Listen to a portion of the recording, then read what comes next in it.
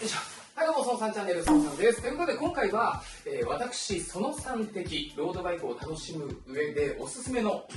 タイヤランキングベスト4というお話をしようかなと思います。というのも、雑談でざっくりしようかなと思ったんですが、ランキング形式にした方がなんか話しやすいなというふうに思ったので、無理やりですが、ちょっとランキング形式でお話をしていこうかなと思います。しかもね、このベスト4、ベスト3でもなく、ベスト5でもなく、なんで中途半端なベスト4なのかっていうと、私がタイヤを4種類しか使ったことがないんですね。ビットリアのルビノプロ、マビックのイクシオン、コンチネンタルのグランプリ5000で、今使っているパナレーサーのアジリスト、この4種類しか使ったことがないので、この中でランキングをやっていこうかなと思います。使ったことがないタイヤを、カタログスペックを元にお話しするってこともできなくはないと思うんですけど、だからね、使ってないから何とも言えないので使ったやつだけでやろうかなと思います。なおかつですね、このメーカーはこういう素材を使っているとか、こういうノウハウや技術があってというところはもう一切話さないです。はい、調べてもないですあ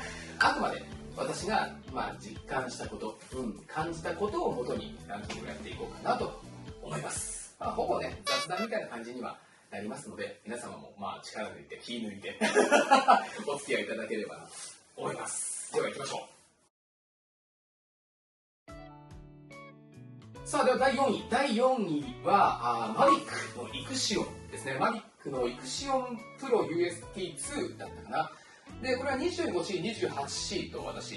チューブレスで使っていたんですけども、タイヤの出来としてはこれ相当いいタイヤだなって実感はありました。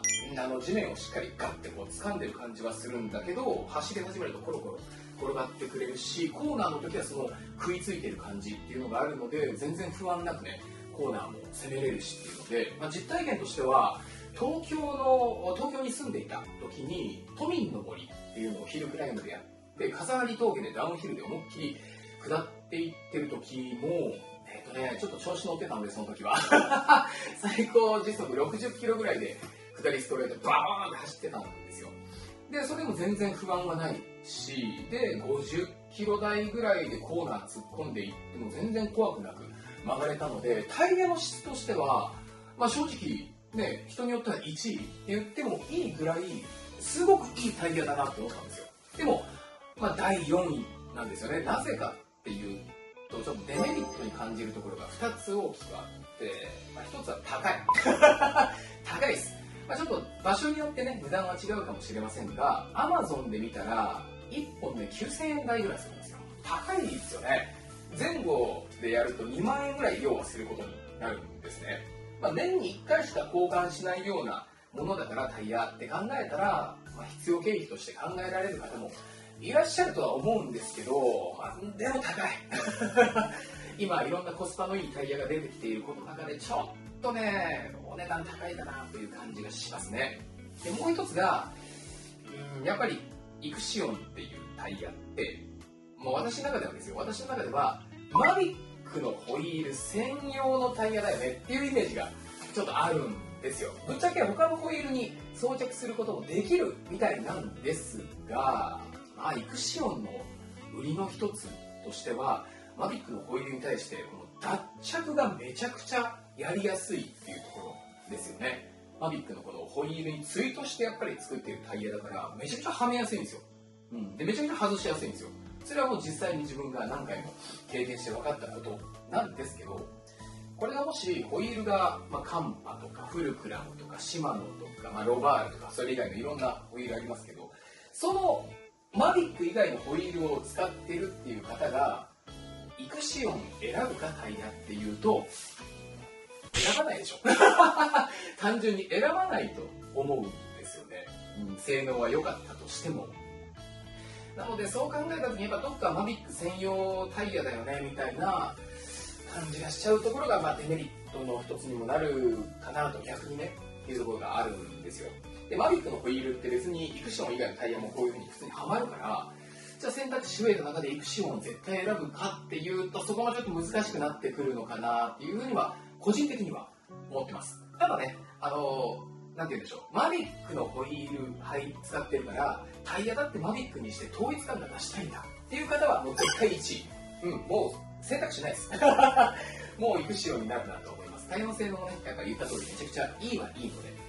ただそういう背景、値段のことであったりとか、ホイールともね、何使ってるかとかあったりで、絶対選ぶタイヤにはなってこない可能性高いなっていう理由で、第4位がマビックのイクシオンですね。では続きまして第3位ですね。ちょっと2位と3位が結構私の中で迷ったんですけど、私その3的なランキングになるとしたら、第3位はコンチネンタルのグランプリ5000ですね。って思われる方いらっしゃると思います。コンチネンタルのグランプリ5000って言ったらもう超いいタイヤじゃないですか。もう普通に1位に躍り出るか、腐っても2位だろうっていうふうに思われる方多いと思うんですけど、私はもう第3位ですね。これ理由ね、実ははっきりとしていて、もうね、オーバースペックオーバースペックなんですよ。簡単に言うと良すぎるんです。めちゃくちゃいいタイヤだなと思いました。私も 25C と 28C、 これはクリンチャータイヤ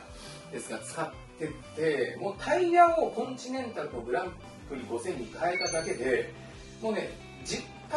速5キロ以上速くなったって感じるぐらい、ものすごい転がるんですよ。めちゃくちゃいい。でコーナーなんかもものすごい安定性があって、ガンガン攻めれるめちゃくちゃいいタイヤなんだけどレースに私は出なくて、イベントも基本出なくて、やるとしたら本当にトロトロとサイクリングを楽しんで、たまに思いっきりロングライドをするっていうような、私の遊び方からしたらこれ完全オーバースペックなんですよね。速さを求めない上でコンチネンタルはいらねえって私は個人的に思っちゃいました。ただめちゃくちゃいいタイヤなのでね、レース出られるような方、順位を競うという方、速さを求める方っていうのはもう間違いなく、1位に躍り出てくるようなタイヤなんじゃないかなとは思います。でもね、私はいらない。私はいらないです。多分コンチネンタルに関しては私はもう一生買わないですね。合ってないので、私にね。緩く楽しまれる方は本当に優先度合いめちゃくちゃ低くしていいぐらい良すぎるタイヤ。良すぎるからこそランキングが下がったタイヤだと思います。第3位は、コンチネンタルのグランプリ5000ですね。さあ第2位はですね、実は第1位だったんですよ。第1位のタイヤが現れるまでは。第2位はですね、ビットリアのルビノプロですね。これはもうね、めっちゃいい。くっそほどいいタイヤだなと思いました。実際に使ってて。今ミローネのタイヤ、ホイールにはめてるんですけれども、もうね、なんか火の打ちどころがないんですよね、個人的には。値段も前後揃えても1万円切る、9900いくら、1万円ポッキリぐらいになるので、全然許容範囲とか安く買えるなと思うタイヤですし、能力としてもね、別にね、困ること一切ないんですよね。レースも、なんていうんでしょう、ガチガチの絶対1位取るんだっていうようなレースじゃなければ、別にルビノプロでいいだろうって思うぐらいだし、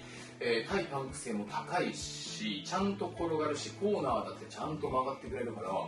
正直ね、ルビノプロめちゃくちゃ私の中で高評価なんですよ。もう安いっていうのもコスパっていう上でやっぱすごいなっていうのが印象でかいんですけども、なんか点数、コンチネンタルだとかマビックだとかと比べた時の自分の感覚で言うと、ルビノプロっていうのは85点から90点いかないぐらいのタイヤかなっていうイメージはあるんですけど、普段使い、通勤通学、たまのロングライドの趣味とかだったらもうね、十分、もう十分すぎるぐらいいいタイヤだなって思います。本当に1位のタイヤがいなければ不動の1位だったかなというふうに思いますね。コスパ最高。2位はやっぱりルビノプロですね、ビットリアの。はい、では栄えある第1位ですね、おすすめのタイヤ。もうこれはね、もう残ってる選択肢1個しかないので、皆さんも分かっていただけてるかなと思うんですが、もうこれですね。はい。カナレーサーのアジリスト。これもうダメ。これもう無理です。これはね、ちょっと良すぎると思いました。記事とか、他の YouTube の方も語ってると思うんですけど、こう走った瞬間に地面でこう、ペタってこう、なんていうんでしょう、張り付いてるような感じの感覚があるんですよ。なのに、じゃあ、ペターって張り付いてるから、なんでしょう、走る時の抵抗が大きいのかっていうと、そうじゃなくて、走ってたらなんかスーッとなんか滑ってるみたいに、ふわーって進むんですよね。なんで、あれなんだろうこれっていう、なんかちょっと不思議な感覚に陥る。で、コーナーはその張り付きのおかげで、ぐーっと思いっきり倒し込んでもズーンっていってくれるんですよ。ビットリアの完全なる上位互換ぐらい、私の中では全部点数が高いって感じなんですよね。で、値段もそんな高くないんですよね。チューブレスのタイヤで、6600円とかそんぐらいだったと思うんです。ちょっと詳しい値段はね、あれなんですけども、Amazon で見たらそんぐらいだったので、前後で1万2、3000円ぐらいで、チューブレスでも揃うし、クリンチャーだったらもうちょっと安いのかな。ただ1点だけ、このチューブレスのタイヤで、もう新しいシリーズデューロっていうのが出てるのかなとは思うんですけど、この動画が流れてる頃には出てなかったらすいません。この一番初期に出たねチューブレスのタイヤがパンクしやすい、対パンク性能がとにかく低いっていう風に、評価を受けちゃってるんですけど、私一回もパンクしてないので、走り方であったりとか、その路面、どこを走られてるのかなどによってなのかなっていうところはあるんですが、それを差し引いてもね、ちょっとやばいです。このタイヤはちょっと太刀打ちが他しにくいんじゃないかなって思いますね。正直このアジリストを自分の中でアジリストよりもいいタイヤ出てきたなって感じるところがもし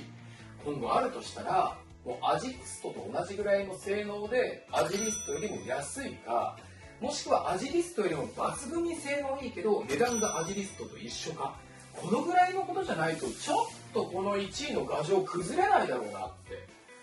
思っちゃうんですよね。これちょっとやばい、これは無理ただ本当に速さをピュアに求めるってなってきたら、コンチネンタルのグランプリ5000とかになってくるのかなとは思うんですけれども、もう趣味、日常で使う、遊びで使うっていうのは全て本当にオールラウンダーって歌ってるだけあって全部カバーできるし、正直レースでガチで1位狙うっていう時も、ここのタイヤの差はフィジカルでカバーできる差なんじゃないかなっていうふうにも思ってしまうぐらいなので、ちょっとパナレーサのアジリストはこれちょっとしばらくは不動になるんじゃないかなって自分の中ではね、思います。これはダメです。これはもう無理1位ですよね。さあ、まとめです。ということで今回は私その3的、ロードバイクを楽しむ上でおすすめのタイヤベスト4を話をさせていただきました。ランキングこんな感じですね。正直ね、使い方であったり好みによってランキングなんてガラガラ変わるので、私のランキングその3はこうでしたという風な参考程度に見ていただければなと思うんですね。ただタイヤ業界ってやっぱりもうちょっと行き切ってるというか、もう出し切ってる感じが私もしてて、値段が同じようなもんだったら大体性能もあんま変わらなかったりするし、使い方によってね、もうキュッて絞るか、全体的にふわっと使いたいかっていうので本当に好みも変わってくるかなとは思うので、どれがいいって最終的には本当はもう言い切れないところに来ちゃってるかなと思います。タイヤはね、本当に走る上で唯一地面に触れてる部分になりますので、ここはやっぱこだわった方がいいですよね。一番最初に変えるべきはタイヤっていうのは本当そうだなと思います。でもアジリストかなアジリストはちょっとやばいっすね。これダメですよね。使ったことがないという方はぜひ、次のタイヤ交換の時にはアジリスト選んでみてください。ということで今回はこれくらいかな。以上、それではまたお会いしましょう。バイバイ。